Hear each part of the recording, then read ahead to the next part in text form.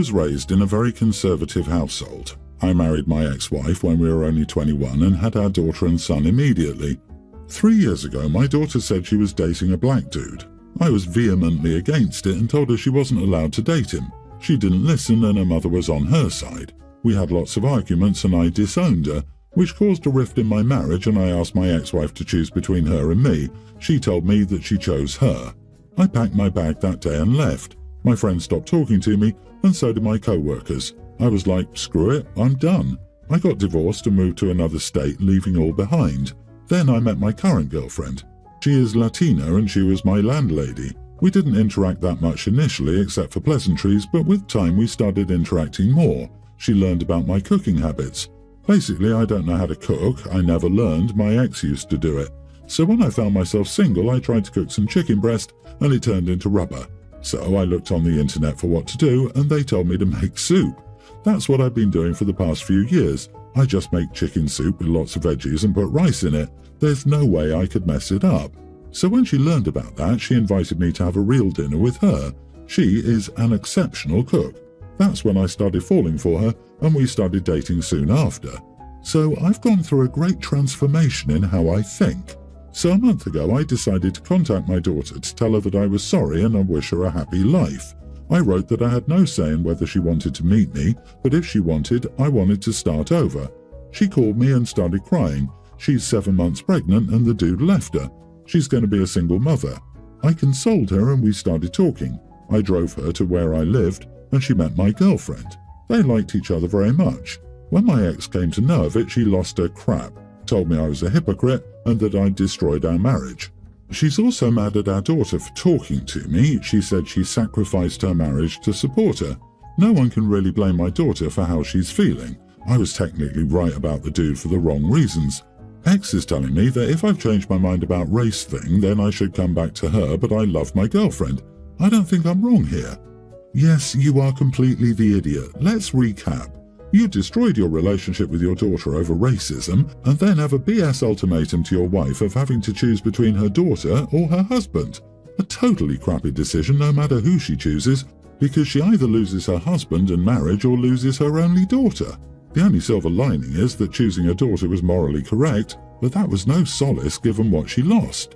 Following that, you leave and move to another state where a girl just cooks you a meal and boom. Do you see the error of your ways? Like, couldn't you have done that with literally anyone else? Did everyone abandoning you not register as maybe I'm the bad guy?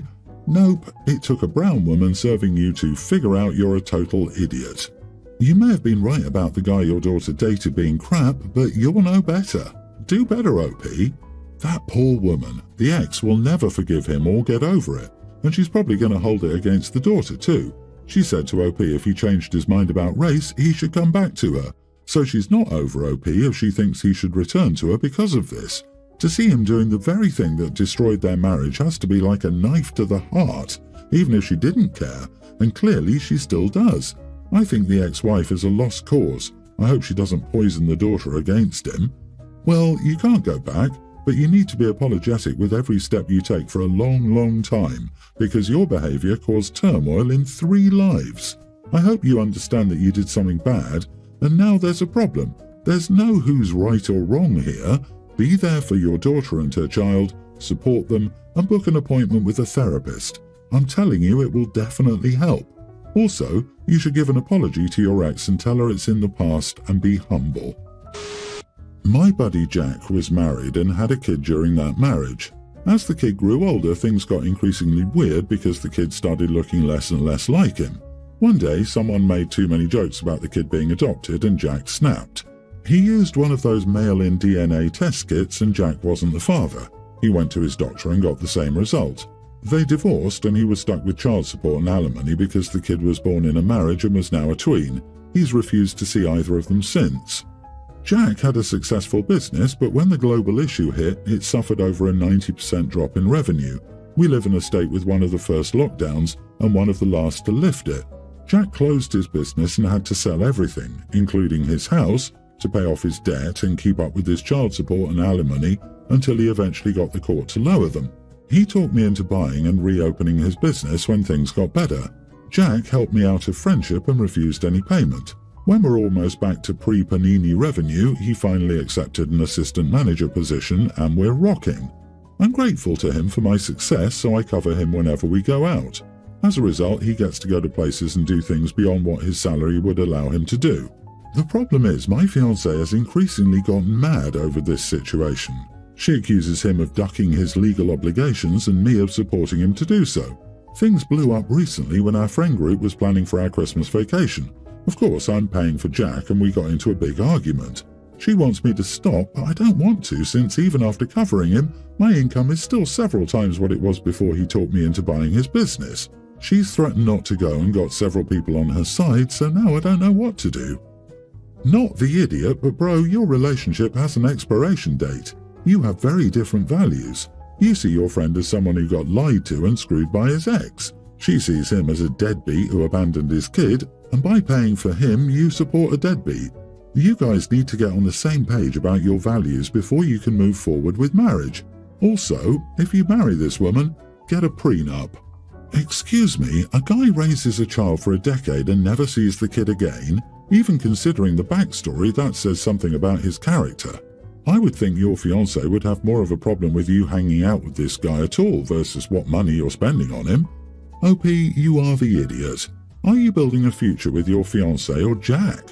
Why not set a solid salary for Jack and not just cover his expenses whenever unexpectedly? Are your and your fiancé's finances joint or separate? Jack probably doesn't want a higher salary because it'll raise his child support. They're both trying to play the system to the child's detriment. He raised that kid for a decade. The court considers him the father because that's in the best interest of the child. It's damn bizarre that he went no contact with a kid he loved for so many years. He's deeply deficient as a person. So a woman who has an affair sticks her husband with child support for a kid that isn't his, he ends up paying for everything in the divorce, and you feel sorry for his ex and the kid. Would it be better if he just saw the kid and ranted and raved about how he's not his kid and he has to pay for it, etc.? It's better that he just leaves the whole thing because his resentment will always show through. With all the new technology available today, our laws need to change. I am a woman and I genuinely believe that. The antiquated law that because you're married, the kid is automatically yours is not fair to men. I, a teen male, lost my sister Birdie last year. Birdie was 20 when she died. She'd been diagnosed with cancer a year before her death. She knew she was dying, so she made a will for the very few things she had. It was mostly sentimental childhood stuff she had. Old stuffies, and she had a necklace that our dad bought her, stuff like that. It wasn't a lot, but she left it all to me. She also wrote a letter to me before she died. But anyway, I was the only person who got anything from Birdie. She left our grandparents, paternal, in charge of everything until I was 18 or until I was out of Mom's house. The problem with this is Mom has other kids. Birdie and I lost our dad when we were both kids. Mom remarried. Neither of us cared much for Mom's husband, and when Mom had more kids, we didn't feel the same about them as we did each other. Birdie was more vocal, while I didn't say anything. Mostly I didn't want to fight with Mom over it, and I didn't want to hurt anybody's feelings. But Birdie and Mom never really got along, and it was only worse after Dad died and then Mom remarried. The fact Birdie left nothing for our half-siblings and never even wrote them a goodbye letter bothers Mom, and it upset them because they wanted to know why she wrote to me and left me her stuff but not them. They wanted to read my letter, but I said no.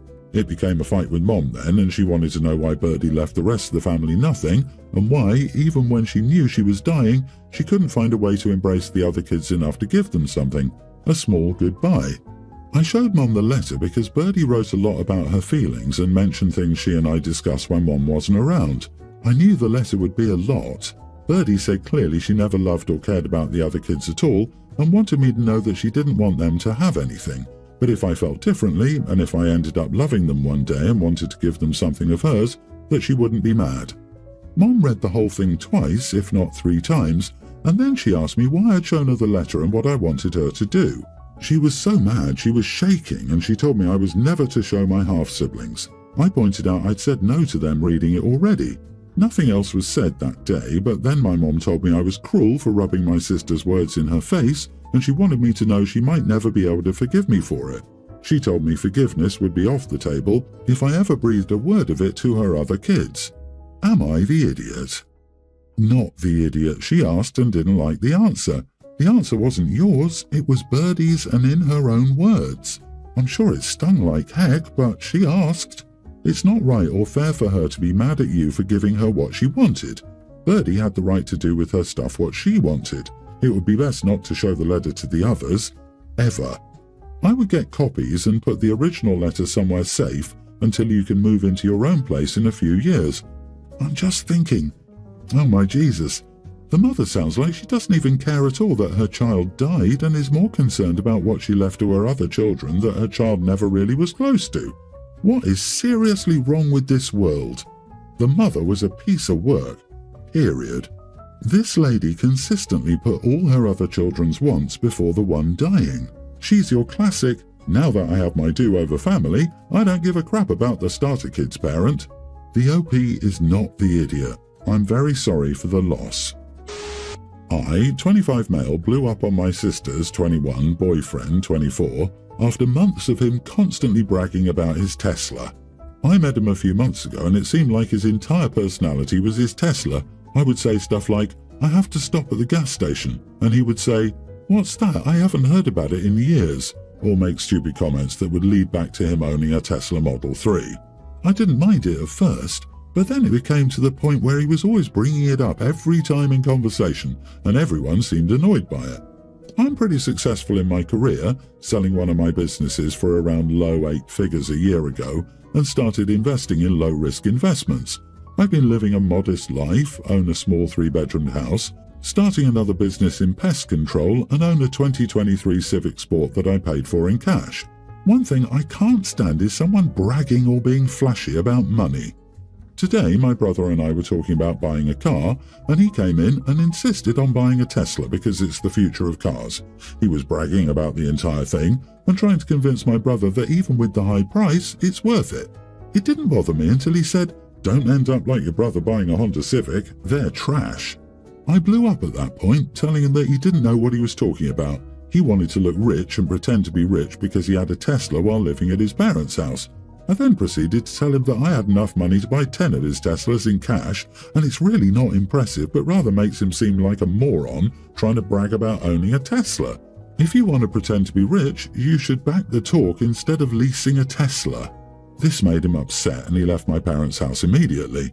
Both my sister and parents were mad at me because he was trying to be helpful and they thought I was being rude and bragging about my money. So, am I the idiot for telling my sister's boyfriend nobody cares about his Tesla? Glad you've had success in your life. The Tesla guy is being a tremendous idiot. Calling him fake rich was an idiot move though. No class at all. I understand he was making you angry, but that's the kind of petty crap you should seek to avoid. I would try to make amends and explain why the constant Tesla fanboying annoyed you so much. Also, OP, my guy, you can't say, hate when people brag about their money, and then make the entire post a humble brag about how successful you are. You kind of are a giant hypocrite, and you are the idiot. I have a Tesla is poor bragging, but don't end up like OP is an attack. You can respond. You are not the idiot. In a normal situation, you would have just explained why you decided to go with the Honda despite being able to afford the Tesla, but I understand being fed up with this guy. I disagree. You both are insufferable. Ignore Tesla guy. Nobody cares about your financial situation. If you weren't insecure, you wouldn't have listed your assets and just been secure enough to realize this is just a nerd who lives at his mom's, whom you shouldn't compare yourself to. Everyone's the idiot here. He was being a pompous, self-important brat. You reacted immaturely. No one is looking good in this story. Have a little class and don't punch down.